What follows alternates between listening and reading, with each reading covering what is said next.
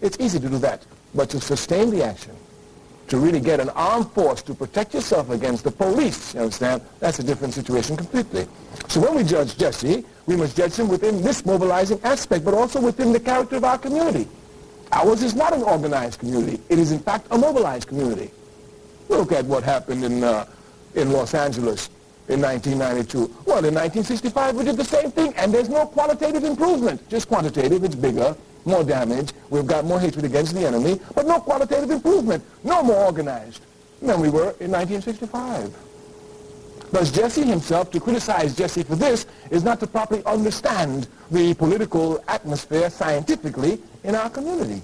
So Jesse is just writing on mobilization. And not only that, most of the people who criticize him, they themselves don't belong to any organization. They don't even mobilize.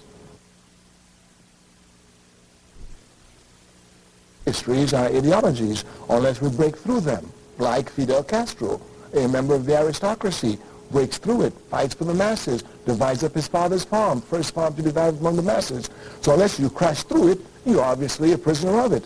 And Jesse Jackson is a prisoner of his history, of a member of the Southern Christian Leadership Conference, and of constantly trying to walk within the footsteps of Martin Luther King. And it's not an easy job. King himself would never have joined the Democratic Party. And publicly he's always said that. He said he always felt that somebody needed to be outside putting pressure on. Jesse thought that he could go in the inside and put pressure on in the inside, given the changing conditions since the time of King. After all, during the time of King, Africans couldn't vote in the South. If they voted, the terrorist groups would lynch them, burn their houses, etc. We know the history of America. So now the situation has changed. Africans are voting, so Jesse says, okay, the situation is not like it was with Dr. King. At Dr. King's time, he was right. But now, since they're inside, we have a pressure which we can go inside and put the pressure on. So now, whether you accept Jesse's thesis and strategy or not, at least you can see some political logics to it. Now, the role he plays in there, that's where the problem comes. He's a new ball game that is a political party. He's not in the streets making demonstrations, but he brings the same street character into the political arena, the Democratic Party. So now his problem is to how to use this character to try and benefit some gains for the people. So if these gains are just for the minute, some baseball people here getting some franchise or some individual advancement as a result of mass struggle, at least he understands this from his background. That is his earlier struggle. This is the way it was. So now perhaps he's hoping to open up the arena as it goes. My major criticism against Jesse Jackson is a political criticism. I'm a revolutionary, and a revolution has no sentiment at all. So when people criticize, it must be their political actions. My major criticism against him is that his lack of organizing at least the Africans inside the Democratic Party. If at least he would organize those Africans inside the Democratic Party, put his energies to it, but he refuses because of the contradictions that he has inside of there. He has less power than any of the other Africans. He has less power in the Democratic Party than David Dinkins, because David Dinkins is a mayor. He has less power even than Andrew Young inside the Democratic Party. He has no power inside the Democratic Party. He has influence among the Africans who vote there, and this influence, because he speaks for their aspirations, is what he uses as a bargaining weapon. It's the same process of the 60s. That's all I'm saying. So he has not changed his strategy. And those who are attacking him, they have not changed their strategy. So what they're attacking is the person of Jesse. So they think Jesse is playing the role incorrectly. If they were in that role, they would not do it this way. They wouldn't do it that way. But I'm condemning the whole role.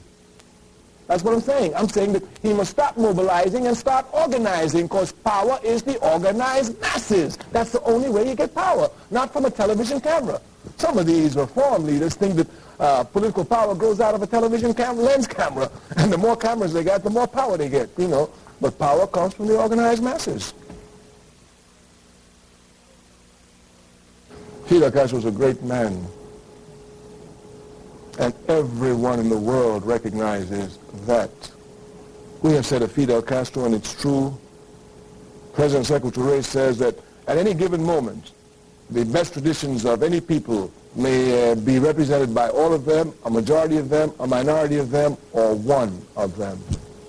And if Fidel Castro is the only human being that represents humanity at its best, humanity will never be diminished one iota.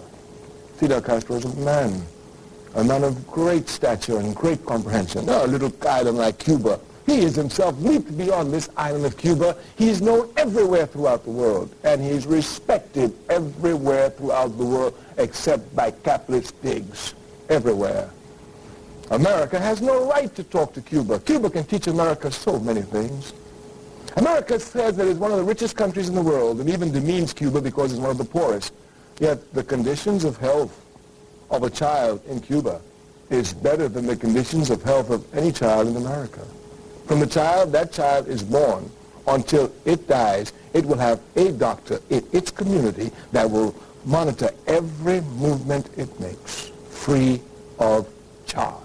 Because Fidel Castro understands that the most important thing in a society is the quantity and quality of the people and their rising level of consciousness that they have, first of all, a responsibility to other Cubans before they have a responsibility to themselves. America is the exact opposite. Doctors to Africa than America and all of Western Europe together have sent. We're not even talking about freedom fighters. When I first went to Africa in the 1960s, I was shocked. Among all the liberation movements, PAIGC in Guinea-Bissau, Frelimo, MPLA, among all of them, I found Cuban combatants there, teaching them, even sometimes fighting and dying with them. Fidel Castro, we have to respect him. We are Pan-Africanists, and Fidel Castro is a Pan-Africanist of the highest order.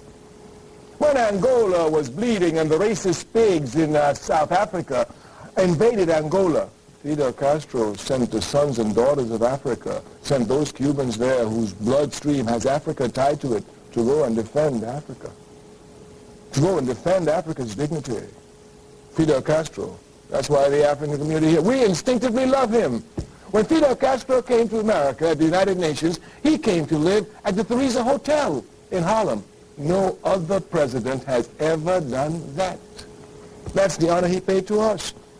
And he paid us that honor because we instinctively supported him. We always instinctively support justice. And we know that Fidel Castro is undergoing a just struggle, a struggle for independence, a struggle to be not under the hegemony of American imperialism like all the other puppets in the Caribbean. When America says jump, they say how high. Fidel Castro is concerned with one thing, making sure that the national resources of his country serve the priority of the well-being of his people. Go to these other countries. They sell whatever they have. As a matter of fact, their leaders are sorry slavery is over. Tourism is properly controlled by the Cuban Communist Party. Properly controlled. I mean, they're making experiments with it, but they themselves are in the position of controlling. And has within a limited aspect, because at this point it's only experiments. Of course, U.S. capitalism is hoping that through this will happen, but it's just a fight always. And you go into a ring, you fight. You're convinced you will win. The enemy is convinced they will win. We will see. But I think the attack here, the political attack, is what I want to speak of. Under this political attack, it appears that because the people in Cuba are poor and they have nothing to eat, that they'll be disgruntled. Vietnam defeated America. Defeated America. And I was in North Vietnam. I had one of the greatest honors of my life. I had lunch with Ho Chi Minh in North Vietnam when American planes were bombing North Vietnam. One of the greatest honors of my life. And the Vietnamese who fought America, they fought America, and every Vietnamese soldier had enough one bowl of rice a day. That was their ration. And they whooped America. What does not having food have to do with a fight when you're down? Matter of fact, the poorer you are, the more determined you are in the struggle. So if America keeps thinking that because now the Cubans will only have one bowl of rice, the Vietnamese defeated them on one bowl of rice. The Cubans defeat them on half a bowl.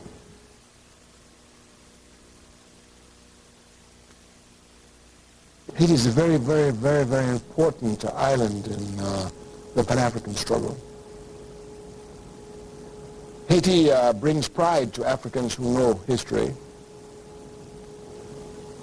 In 1803, Haiti was the most democratic country in the world.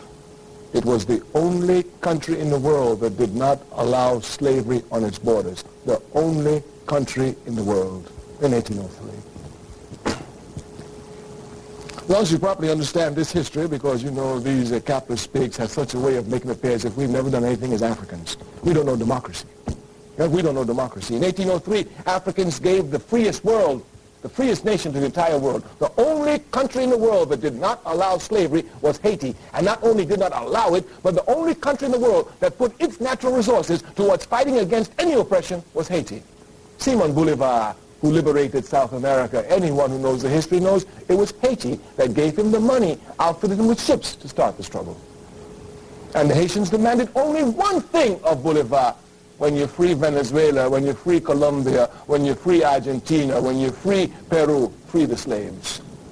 The only condition of which they required of Simon Bolivar. This is history. You can't hide the truth, and if you know your history, you look for history, you will find it. You can imagine the threat that that Haiti imposed upon America since 1803. There was nothing that American imperialism. One other thing I must tell you. From this period, 1803, Haiti fought every major European power, the Americans, the French, the Spanish, the Germans, the Portuguese, all of them, trying to bring Haiti down, and not one of them could make Haiti renege on her democratic principles. On that country, there would never be on that territory a slave. Every man, every woman was free. You just make it to Haiti and you're free, no slavery. Everywhere else there was slavery, everywhere else. In the great America, they were, let's not talk about that. So anyway, you could imagine the threat that Haiti posed. American imperialism, all of its life, had only one objective: to bring those slaves back onto the plantation. There was only one objective: bring those slaves back to the plantation. And America, France, all of them could not bring Haiti back to the plantation. Even after slavery was made illegal throughout the Western Hemisphere and was even abandoned and emancipation proclamations were read everywhere, Haiti continued to be the guiding inspiration for Africans throughout the Western Hemisphere. It was not until 1915 that American imperialism could put the heels of the Marines on Haiti, install Papa Doc, a scum of our race, one who would bow down to the wishes of imperialism and rape his people without the slightest mercy. And since then, that's where Haiti has been, and that's where it is to this day. And it's certainly not Bill Clinton who's going to liberate it, just the masses of Africans. The organization that the Honorable Marcus Garvey foresaw for us in the Universal Negro Improvement Association will be a reality. If you look everywhere, you will see the conditions being stacked properly for Africans to be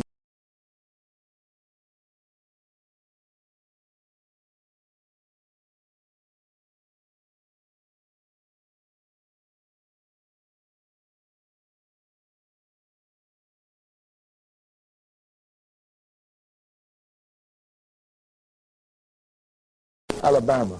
Do you know within 6 months there's a nonviolent bus boycott in South Africa, Azania, led by Chief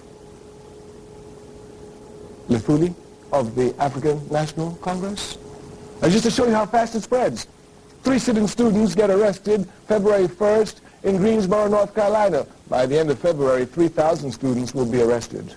When we start something, we are so oppressed that once the light is seen, everybody reacts. Look at the independence movement in Africa. In 1957, Kwame Nkrumah led the way with the independence of Ghana. They laughed. He was different from the others. By 1960, 2/3 of Africa would be independent. It would sweep the Caribbean. Within 6 years, by 1966, practically all territories of Africans would be liberated except the stubborn ones like Azania, South Africa, Namibia in the past, the Portuguese ones where they were defeated, and where they will be defeated, etc., etc. If you look at rebellions in this country, even just recently, in 1965, the first one started in Watts. By 1968, 300 cities would burn in this country under the torch of angry Africans.